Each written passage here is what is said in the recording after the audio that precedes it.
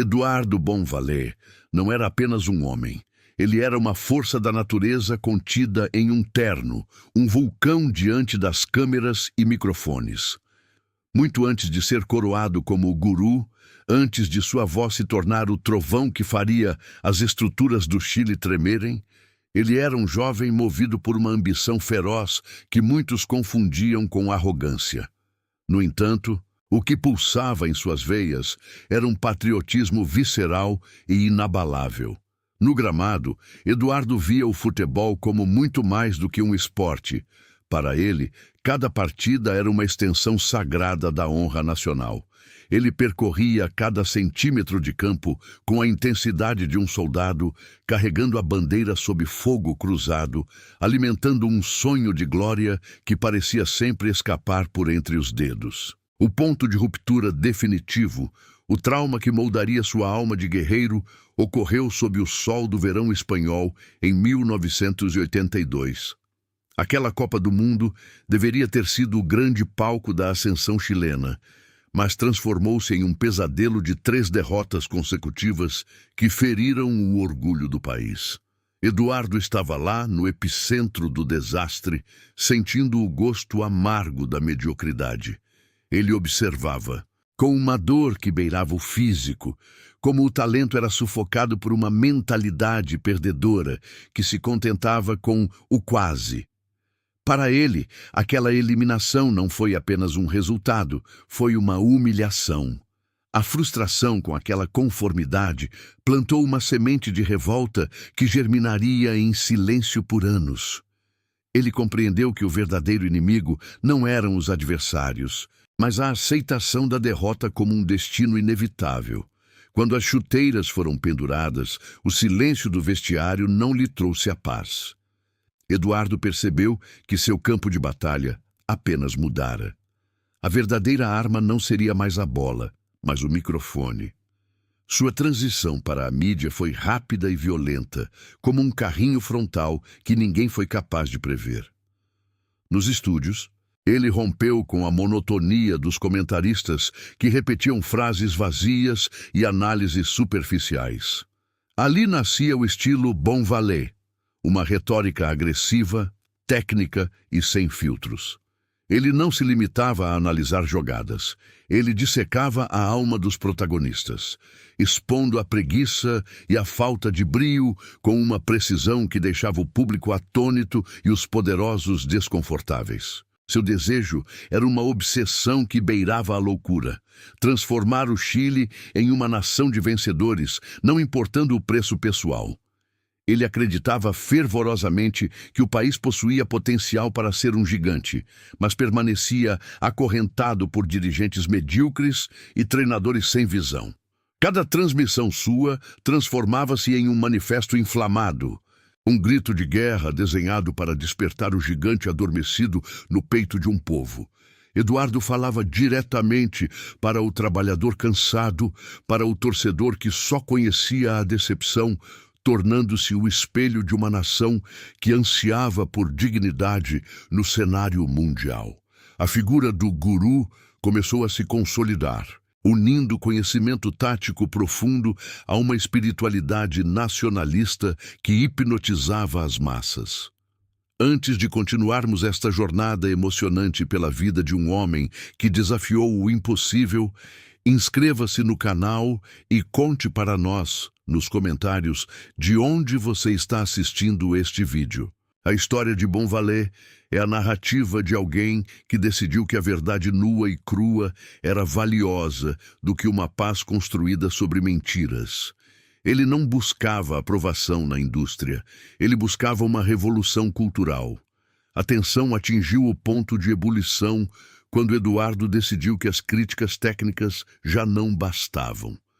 Ele sabia que as raízes da mediocridade estavam em gabinetes luxuosos, alimentadas por acordos escusos feitos nas sombras. Em uma transmissão que paralisou o Chile, Eduardo Bonvalet deu o passo mais perigoso. Ele lançou sua primeira denúncia pública contra os homens mais influentes do futebol nacional. Ele nomeou os intocáveis, detalhou esquemas e desafiou o sistema de frente. Foi o estopim de uma perseguição implacável que alteraria sua existência, transformando o comentarista no alvo de uma elite enfurecida e iniciando um conflito que levaria sua resistência ao limite. A partir daquele instante, Eduardo Bonvalet deixou de ser apenas um analista técnico para se transformar em um fenômeno sociológico sem precedentes no Chile. Suas denúncias contra a corrupção nos altos escalões do futebol não foram apenas notícias passageiras. Foram terremotos que sacudiram as estruturas de poder e o elevaram à condição de ídolo absoluto das massas. O público, cansado das meias-verdades da imprensa tradicional e dos elogios vazios, encontrou em sua voz a coragem que faltava em todo o resto da mídia. Bonvalet não falava para os especialistas em seus pedestais de marfim. Ele falava diretamente para o trabalhador comum que pegava o ônibus de madrugada, para o torcedor que sofria com as derrotas humilhantes da seleção chilena e para todo um país que se sentia pequeno e impotente diante do mundo. Nesse turbilhão de popularidade, consolidou-se o arquétipo que o definiria para sempre: El Gurú. Eduardo não era mais apenas um comentarista de rádio. Ele se tornou um guia espiritual e um mestre técnico para um povo que vivia com a autoestima ferida. Ele não ensinava apenas sobre esquemas táticos ou preparo físico. Ele ensinava sobre orgulho próprio, honra e a recusa absoluta da derrota. Suas transmissões diárias transformaram-se em rituais de catarse coletiva, onde ele exigia excelência, disciplina e um patriotismo visceral, com uma intensidade que, para muitos, beirava o fanatismo religioso. No rádio, sua voz rascante e apaixonada entrava nas casas e oficinas como um vento impetuoso, derrubando a passividade e instigando a revolta contra a mediocridade. Para seus milhares de seguidores, ele era o único líder que ousava olhar nos olhos dos poderosos e dizer a verdade nua e crua, sem qualquer filtro, medo ou cortesia diplomática. No entanto, a ascensão meteórica do guru veio acompanhada de um rastro de conflitos intensos e muitas vezes violentos. Bonvalet nunca foi um homem de evitar a briga. Pelo contrário, ele parecia buscá-la como uma forma de validação de seus ideais. As brigas épicas, transmitidas ao vivo, tornaram-se parte fundamental de seu cotidiano. Momentos em que ele confrontava treinadores e dirigentes com uma agressividade verbal que transbordava para a tensão física. Ele recebia ameaças de morte em envelopes anônimos e era alvo constante de uma enxurrada de processos judiciais orquestrados por aqueles que visavam silenciá-lo e levá-lo à falência. Mas, paradoxalmente, quanto mais o sistema tentava calá-lo, mais sua audiência explodia. Eduardo parecia alimentar-se do ódio de seus inimigos, transformando cada tentativa de censura em novo combustível para suas críticas mordazes. Ele sabia que o sistema o odiava, e ele usava esse ódio público como a prova irrefutável de sua integridade moral. O preço dessa integridade, contudo, começou a ser cobrado em uma moeda amarga: o isolamento crescente dentro da própria indústria da comunicação. Enquanto as ruas o aclamavam como um herói nacional, as grandes emissoras de rádio e TV começaram a fechar as portas para ele, pressionadas por patrocinadores e figuras políticas que se sentiam atingidas por suas palavras afiadas. Eduardo via-se cada vez mais sozinho nos corredores das empresas, cercado pelo silêncio de colegas que temiam ser associados à sua figura explosiva e perderem seu prestígio. A solidão profissional tornava-se ao mesmo tempo o seu escudo e sua espada. Ele compreendeu que não pertencia ao círculo dos diplomáticos. Ele pertencia ao povo, e essa era uma conexão que nenhum contrato poderia romper. Como forma de vingança profissional contra aqueles que o desprezavam, Bonvalet aperfeiçoou o uso de sua ferramenta visual mais icônica, o quadro tático. Com um pincel na mão e uma precisão cirúrgica, ele transformava o estúdio em uma sala de autópsia ao vivo. Ele expunha a incompetência técnica de treinadores renomados, demonstrando graficamente como eles estavam enganando o público com estratégias obsoletas e posicionamentos covardes. Ele ridicularizava publicamente os dirigentes que priorizavam o lucro pessoal em detrimento do progresso do esporte.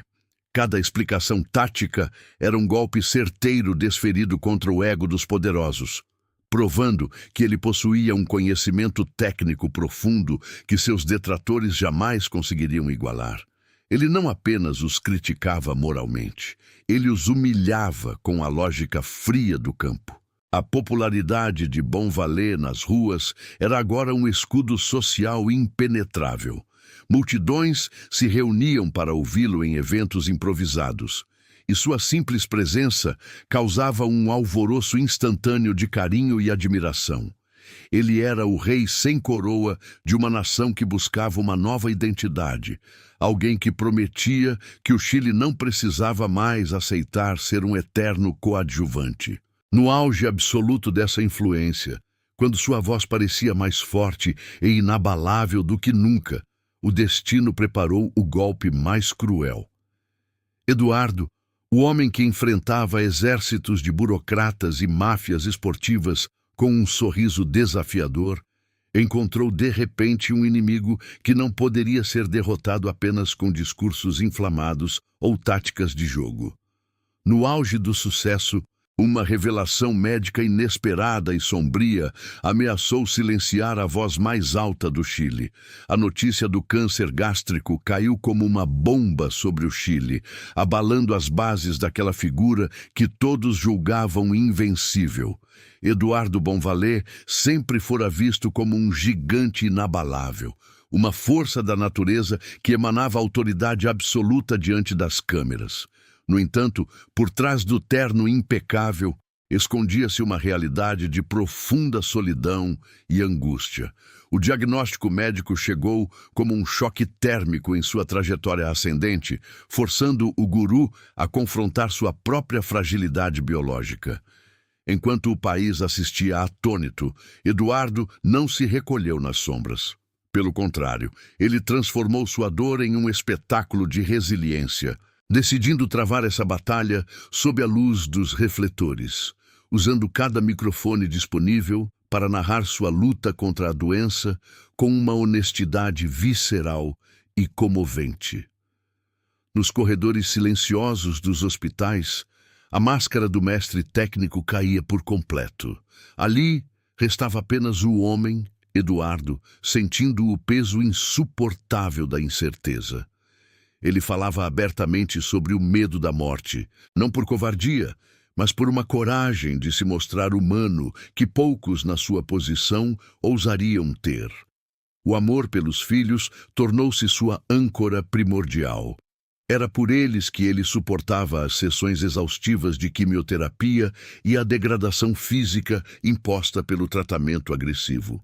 Bonvalet humanizou o herói nacional, mostrando que até os guerreiros mais ferozes sangram e choram quando as luzes do estúdio se apagam e o silêncio do quarto de hospital se torna o único companheiro de jornada. Surpreendentemente, sua recuperação foi celebrada como um milagre nacional. Quando retornou aos microfones, Eduardo foi recebido com uma comoção digna de um libertador retornando da guerra.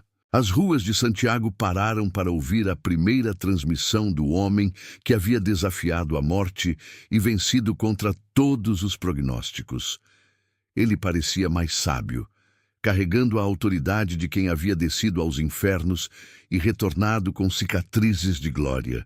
O povo chileno viu nele um símbolo de esperança, alguém que provava ser possível superar adversidades sombrias com força de vontade. Contudo, enquanto o corpo físico se curava, um inimigo muito mais insidioso começava a estender seus tentáculos sobre sua alma já cansada. A depressão, uma sombra que o perseguia discretamente há anos, encontrou nas brechas de sua exaustão física o terreno fértil para se enraizar profundamente. Nem os aplausos fervorosos das multidões, nem o ego alimentado pelo sucesso estrondoso conseguiam afastar a melancolia devastadora que o visitava nas madrugadas solitárias. Eduardo sentia um vazio existencial que nenhuma vitória tática ou debate televisivo poderia preencher. Era o contraste trágico de ser a voz que motivava milhões a vencer, enquanto sua própria voz interior sussurrava palavras de desolação e derrota. Ele tentava mascarar essa dor com sua retórica agressiva, mergulhando no trabalho, mas a tristeza era um buraco negro que consumia suas energias vitais. A depressão não era algo que ele pudesse combater com denúncias ou estratégias. Era uma batalha química e emocional silenciosa, travada no isolamento absoluto de sua mente.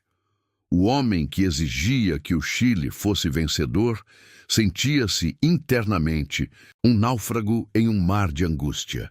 Essa dualidade começou a desgastar suas relações, tornando-o cada vez mais imprevisível e melancólico.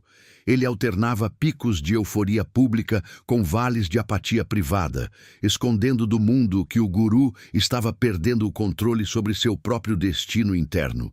O brilho nos olhos, outrora movido pela raiva sagrada contra a mediocridade, agora parecia turvado por um cansaço existencial, que nem mesmo sua paixão pelo futebol conseguia dissipar totalmente. O golpe final veio de onde ele menos esperava. No frágil equilíbrio de sua saúde mental, Eduardo confiava em um círculo restrito de aliados. No entanto, um parceiro de mídia próximo, alguém que conhecia suas fraquezas íntimas e compartilhava sua rotina, cometeu uma traição devastadora em busca de influência. Ao usar a instabilidade emocional de Bonvaler como moeda de troca em uma disputa de bastidores, esse aliado rompeu o último pacto de lealdade que o mantinha conectado à realidade. O impacto foi sísmico, desencadeando uma crise emocional sem precedentes e empurrando Eduardo para um abismo de desconfiança e dor que mudaria o curso de sua vida para sempre, deixando-o desamparado diante de seus próprios demônios. Eduardo Bonvaler sentia que o microfone, embora fosse uma extensão poderosa de sua alma, já não bastava para conter o fogo que ardia em seu peito. Ele precisava desesperadamente descer da torre de marfim dos estúdios e pisar no barro, sentir o cheiro da grama úmida e provar ao mundo que suas teorias não eram apenas devaneios de um visionário inflamado, mas a fórmula exata para a grandeza nacional.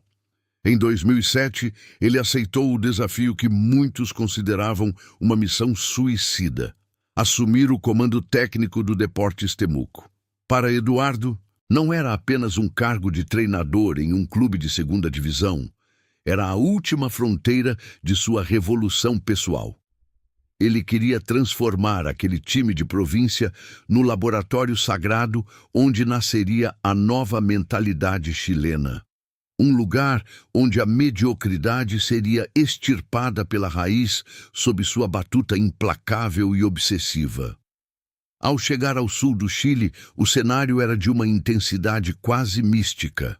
Sob a chuva persistente e o frio cortante de Temuco, a figura de Eduardo se agigantava como um general diante de suas tropas. Ele não era um técnico que se limitava a observar o treino do banco de reservas. Ele era o primeiro a chegar e o último a sair, vivendo cada minuto no gramado como se fosse uma batalha decisiva pela honra do país. No entanto, o peso dessa responsabilidade absoluta começou a cobrar um preço alto e imediato. Eduardo carregava consigo não apenas as pranchetas táticas, mas a expectativa esmagadora de um povo que o observava com uma lupa. Ele sabia que, ao atravessar a linha lateral para dentro do campo, perderia o privilégio da crítica protegida pela distância do estúdio.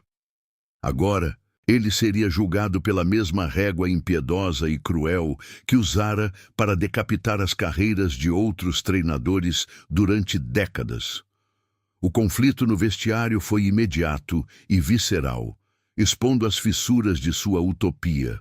Eduardo tentava infundir nos jogadores do Deportes Temuco uma chama de patriotismo e entrega que muitos deles sequer sabiam que existia. Ele exigia uma perfeição técnica e uma resiliência psicológica que beiravam o impossível para a realidade daquela categoria. Para o guru, um passe errado não era apenas uma falha de jogo, era uma ofensa moral ao povo trabalhador que pagava o ingresso. Contudo, ele logo se deparou com a barreira gélida da realidade humana. Seus atletas, embora esforçados, eram homens comuns, com limitações que não acompanhavam a velocidade e a fúria de seu raciocínio. A dificuldade de motivar jogadores que não possuíam sua intensidade vulcânica começou a gerar uma frustração profunda. Eduardo percebeu, com dor, que era fácil desenhar o sucesso em um quadro branco, mas era uma tarefa torturante esculpi-lo em corações que temiam a derrota. Enquanto os resultados positivos teimavam em não aparecer, a queda de braço com a realidade tornou-se um tormento diário que consumia suas energias. As derrotas, que ele antes analisava com frieza clínica na televisão, agora doíam como cicatrizes abertas em sua própria pele. A imprensa tradicional, que esperava ansiosamente por um deslize do mestre, atacou com uma ferocidade vingativa. Aqueles que ele ridicularizara por anos agora ocupavam o lugar de juízes, apontando cada falha estratégica e cada explosão emocional no banco de reservas como prova de sua incompetência prática. O isolamento de Eduardo crescia à medida que o sonho de levar o clube à elite começava a ruir como um castelo de cartas sob a pressão externa. Ele se sentia um general sem exército, lutando uma guerra solitária contra um sistema que parecia conspirar silenciosamente para provar que ele estava errado. O fracasso no projeto do Deportes Temuco aprofundou seu sentimento de incompreensão e desamparo. A depressão, aquela sombra persistente que ele tentava afastar com o brilho dos refletores e o eco de seus gritos, encontrou no silêncio das derrotas o terreno fértil para se enraizar definitivamente. O homem que pregava a invencibilidade sentia-se pela primeira vez verdadeiramente esmagado pela própria humanidade e pela mediocridade que tanto odiava. O desejo de ser campeão no campo, de erguer um troféu que silenciasse todos os seus detratores, estava se transformando em um pesadelo de exaustão emocional. Ele não conseguia mais distinguir onde terminava o treinador visionário e onde começava o homem quebrado pela própria obsessão. Cada partida perdida era um degrau a menos em sua escada para a sanidade, empurrando-o para um abismo de desilusão. O impacto dessa fase foi devastador e profundamente solitário. Eduardo via o projeto de sua vida escorrer por entre os dedos, e a sensação de que sua mensagem de grandeza não estava sendo absorvida o consumia por dentro. Ele tentava manter a postura de guia espiritual, de guru, mas seus olhos já não brilhavam com a mesma fúria sagrada de outrora. Havia neles uma névoa de cansaço existencial que nem mesmo as vitórias ocasionais conseguiam dissipar. O campo de futebol, que ele sempre chamara de seu santuário, tornara-se agora o cenário de seu martírio público. A derrota técnica era, na verdade, a derrota de sua última esperança de redenção através da ação direta. Eduardo Bonvalet decidiu abandonar o gramado do estádio pela última vez, mas não foi uma saída comum de um técnico demitido. Ao caminhar pelo túnel escuro dos vestiários, ele não parecia apenas um homem deixando um emprego. Havia uma solenidade fúnebre em seus passos, um peso que transcendia o esporte e tocava o trágico. Suas palavras finais, ao se despedir daquele ambiente, não foram sobre esquemas táticos, substituições ou erros de arbitragem. Foram frases curtas, carregadas de uma melancolia profética e perturbadora, que ecoaram nos corredores do estádio não como uma explicação técnica, mas como uma despedida da própria vida. O mestre estava saindo de cena, e o silêncio que se seguiu anunciava que a batalha final de sua alma estava apenas começando, longe dos olhos do público que tanto o amava. Eduardo recolheu-se em uma quietude que contrastava violentamente com os decibéis de sua vida pública. O quarto no Hotel Nogales, em Santiago, deixou de ser um simples local de hospedagem para se transformar em seu quartel-general final, uma cela voluntária onde as paredes pareciam pulsar com o eco de suas próprias palavras. Ali, cercado pelo silêncio opressor que só os grandes centros urbanos conseguem produzir na calada da noite, o guru travava o combate mais árduo de sua existência. Não havia tática, não havia esquemas no quadro negro. Apenas um homem despido de sua armadura midiática, encarando o abismo que ele mesmo cavara durante anos de honestidade brutal e entrega emocional sem limites. Ele estava cansado de lutar contra os moinhos de vento da mediocridade, e o isolamento era, ao mesmo tempo, um castigo e um santuário para sua mente exausta. Suas últimas transmissões no rádio carregavam uma aura quase religiosa, um tom melancólico que muitos de seus ouvintes fiéis confundiram com o amadurecimento de um guerreiro cansado. Mas, para quem prestava atenção nas entrelinhas, aquelas eram notas de despedida. Eduardo não falava apenas sobre o posicionamento dos volantes ou a inépcia dos dirigentes. Ele discorria sobre a vida, sobre o perdão e sobre a finitude das coisas. Sua voz, outrora um trovão que estremecia os alicerces do poder esportivo, agora soava como um sussurro profético. Ele parecia estar legando seus últimos tesouros de sabedoria aos seus fiéis, preparando o terreno para uma ausência que ele já sentia como inevitável. Cada palavra era uma peça de um mosaico que ele estava terminando, uma carta aberta de amor e dor a um país que ele tanto queria salvar de sua própria falta de ambição. No entanto, por trás da persona pública que ainda tentava manter a cabeça erguida, o conflito familiar queimava como uma ferida aberta. A dor de estar fisicamente distante de seus filhos, de sentir que o tempo e as suas batalhas externas o haviam privado de momentos de ternura simples, pesava mais do que qualquer derrota em campo. Eduardo sentia-se um patriarca exilado de seu próprio reino doméstico. A convicção de que sua missão na Terra estava cumprida começava a se sobrepor ao instinto de sobrevivência.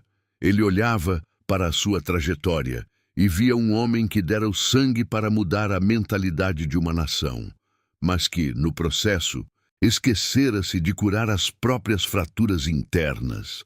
A sensação de que o ciclo se fechava era uma certeza gélida que o acompanhava a cada café solitário e a cada noite em claro naquele quarto de hotel, onde as sombras pareciam sussurrar seu nome. À medida que o feriado das fiestas pátrias se aproximava, a tensão em torno de sua figura tornou-se quase palpável para aqueles que o rodeavam.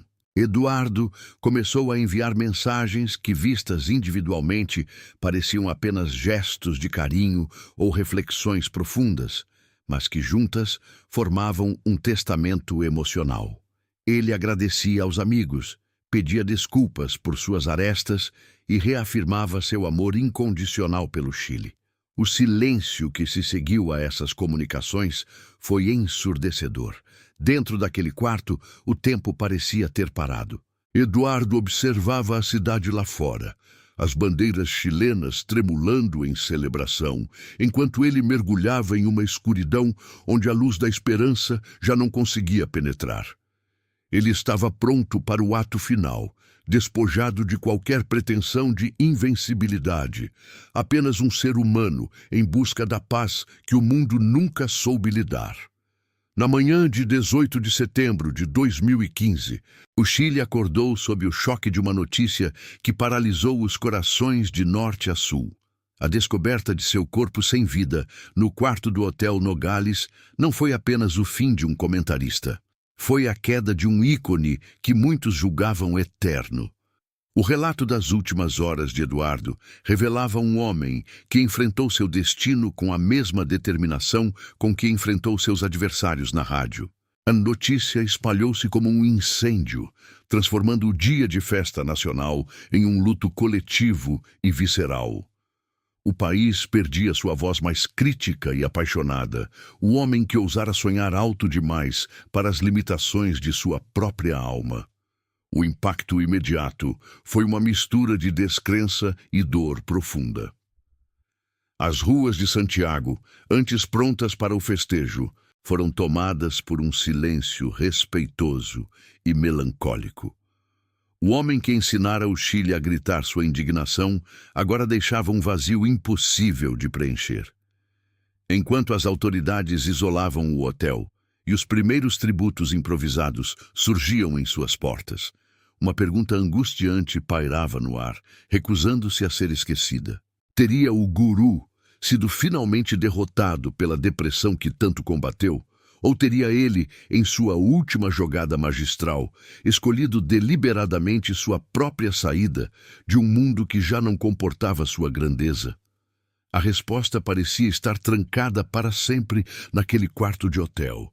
Mas o mistério de sua partida apenas aumentava a estatura mítica de Eduardo Bonvallet, que deixava a vida para entrar definitivamente na história. A notícia da partida de Eduardo Bonvallet não foi recebida como um simples obituário de uma celebridade comum, mas como um terremoto emocional que abalou as estruturas profundas da identidade chilena. O país, que se preparava para as celebrações das fiestas pátrias, viu-se mergulhado em um luto coletivo e visceral, onde as bandeiras pareciam perder o brilho diante da ausência de sua voz fervorosa. Milhares de pessoas convergiram para as ruas de Santiago para homenagear o homem que os chamava de seus fiéis. Não eram apenas torcedores, eram cidadãos que viam nele um defensor contra a mediocridade que muitas vezes sufocavam o país. Seu funeral tornou-se uma procissão de esperança e dor, provando que ele era muito mais do que um comentarista. Ele era um símbolo de resistência nacional e inabalável pela partida do mestre. Com o tempo, o choque inicial deu lugar a uma redenção histórica. O legado de Eduardo foi reavaliado pelos frutos que suas palavras plantaram nas gerações seguintes. A chamada geração de ouro do futebol chileno, com Arturo Vidal, Alexis Sánchez e Gary Medel, tornou-se a personificação das doutrinas de Bonvallet. Aqueles jogadores carregavam em seu DNA a mentalidade vencedora que o guru pregara incansavelmente. Vidal e Medel, com sua garra inabalável, eram o reflexo exato do guerreiro que Eduardo sempre quis que o jogador chileno fosse. A história finalmente lhe dava razão. O Chile não precisava apenas de talento técnico, precisava de convicção e de uma coragem sagrada para enfrentar o destino sem baixar a cabeça para ninguém que ousasse desafiar a vontade de vencer de seu povo. Sua trajetória mudou a forma como o esporte é comunicado e vivido na América Latina. Bonvallet quebrou o monopólio da análise superficial, introduzindo uma profundidade técnica que obrigou todos a evoluírem. Ele desmistificou o jogo, expondo a tática e a podridão dos bastidores de forma implacável. Sua coragem para enfrentar os poderosos tornou-se o padrão de integridade para novos jornalistas que buscavam algo além do entretenimento. Ele ensinou que o microfone é uma arma poderosa que deve ser usada em favor da verdade. Eduardo não apenas analisava partidas, ele analisava a alma nacional através do futebol, diagnosticando as inseguranças de um povo e oferecendo a cura através da exigência, da disciplina e do amor próprio que faltava em tantos corações chilenos perdidos em meio ao silêncio de uma pátria adormecida. A lição final de Eduardo Bonvallet é sobre o custo humano de ser uma voz dissonante em um mundo de silêncios comprados. Sua genialidade e sua dor eram faces da mesma moeda, Um fardo pesado que ele carregou com dignidade até o fim. A batalha contra a depressão, usada como arma por seus detratores, revelou sua sensibilidade extrema. Eduardo sentia as vitórias e derrotas do país como feridas reais em seu corpo. Ser o guru exigia o sacrifício de sua paz interior, uma entrega que consumiu o homem para que a lenda sobrevivesse. Ele foi a chama que iluminou o caminho de milhões, mas que no processo esgotou seu próprio combustível vital, deixando um rastro de luz para o futuro de toda uma nação que antes caminhava nas sombras de uma amarga e triste derrota. A resolução de sua história não é de derrota, mas de uma vitória póstuma absoluta e gloriosa.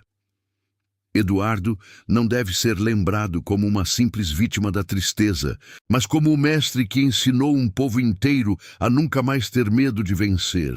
Ele deixou a imagem eterna de um homem que nunca se ajoelhou perante a mediocridade do sistema. Sua voz continua ecoando em cada estádio e no coração de cada pai que ensina ao filho que o orgulho nacional é um valor inegociável. O legado de Eduardo é eterno porque ele deu ao povo chileno algo que o dinheiro não compra. A crença inabalável na própria grandeza.